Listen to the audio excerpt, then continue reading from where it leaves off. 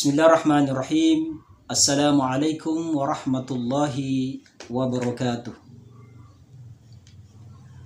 Alhamdulillahilladzi ja'ala syahru Ramadan alladzi unzila fihi al-Qur'an hudan lin-nasi wa bayyinatin minal huda wal furqan. Asyhadu an la ilaha illallah wahdahu la syarikalah wa asyhadu anna Muhammadan abduhu wa rasuluh. Allahumma salli ala Sayyidina Muhammad wa ala ali Sayyidina Muhammad. Kaum muslimin wal muslimat yang insya Allah dirahmati dan dimuliakan Allah Subhanahu wa ta'ala. Di antara momentum yang berharga di bulan Ramadan adalah terdapat malam nuzulul Quran dan Lailatul Qadar. Keduanya merupakan ruang bersejarah yang menentukan kehidupan kita di dunia selanjutnya.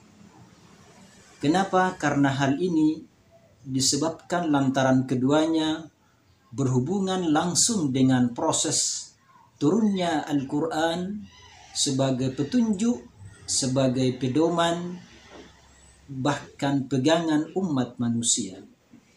Di dalam Al-Quranul Karim, Allah Subhanahu wa ta'ala berfirman, Quran Surah Al-Baqarah ayat 185, A'udzubillahi minasyaitonir rajim, Syahru Ramadan alladzi unzila fihi al-Quran hudan lin-nasi wa bayyinatin minal huda wal furqan. Bulan Ramadan adalah bulan diturunkannya Al-Quran. Unzila fihi al-Quran hudan lin-nas, sebagai petunjuk bagi manusia. Wa bayyinatin minal huda wal furqan, dan sebagai pembeda antara kebenaran dan kebatilan. Merujuk pendapat Ibnu Abbas radhiyallahu anhu bahwa Al-Quran diturunkan oleh Allah Subhanahu wa ta'ala dua kali. Yang pertama diturunkan dari Lauhul Mahfuz ke Baitul Izzah atau langit pertama. Itu terjadi pada malam Lailatul Qadar secara keseluruhan. Kemudian Allah Subhanahu wa ta'ala menurunkannya berangsur-angsur kepada baginda Nabiullah Muhammad sallallahu alaihi wasallam, dan pertama kalinya diturunkan pada malam 17 Ramadan di Gua Hira melalui perantara malaikat Jibril. Saudaraku yang dimuliakan oleh Allah Subhanahu wa ta'ala, nuzulul Quran tentu bermakna bahwa turunnya kemuliaan dan keberkahan dari Allah Subhanahu wa ta'ala kepada seluruh umat manusia. Allah Subhanahu wa ta'ala berfirman di dalam Quran surah Al-Anbiya ayat 10. A'udzubillahi minasyaitonir rajim. Laqad anzalna ilaikum kitaban fihi dzikrukum afala ta'qilun. Sungguh kami telah menurunkan kepada kamu sekalian kitab yang di dalamnya terdapat peringatan bagimu. Maka apakah kamu tidak mengerti? Oleh karena itu, kita tentu memahami bahwa manusia yang paling mulia adalah yang di dalam hatinya ada Al-Quranul Karim.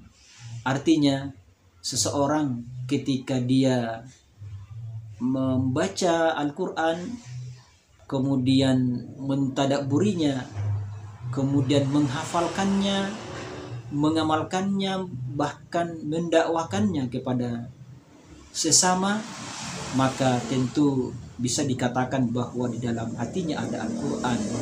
Dan itulah yang digelar oleh Allah Subhanahu wa ta'ala sebagai Ahlul Quran, sebagai Ahlullah atau keluarga Allah Subhanahu wa ta'ala. Bahkan jangankan manusia, kertas dan kulit pun, kalau itu menjadi tempat dituliskannya Al-Quran, maka tentu akan menjadi mulia. Oleh karena itu, kalau kita ingin mendapatkan kemuliaan, bahkan kemuliaan keluarga, umat ini, dan termasuk juga kemuliaan negeri kita, tentu sangat tergantung pada Al-Quranul Karim. Kaum muslimin wal muslimat yang dirahmati oleh Allah Subhanahu wa taala. Jika hari ini tentu umat merasa terhina, umat merupakan sasaran kezaliman, atau umat Islam merupakan sasaran kezaliman atas musuh-musuh Islam dan menjadi korban karena kita jauh dari Al-Quranul Karim. Maka untuk mengembalikan kemuliaan umat, tidak ada jalan lain kecuali haruslah kembali kepada Al-Quran. Al-Quran harus dijadikan sebagai pedoman dalam hidup ini. Al-Quran haruslah dijadikan sebagai undang-undang dalam hidup ini, agar keberkahan Al-Quran semuanya bisa dirasakan. Semoga kita semua Allah berikan keberkahan Al-Quran dan juga keberkahan di bulan Ramadan, insyaallah. Billahi taufiq wal hidayah. Assalamualaikum warahmatullahi wabarakatuh.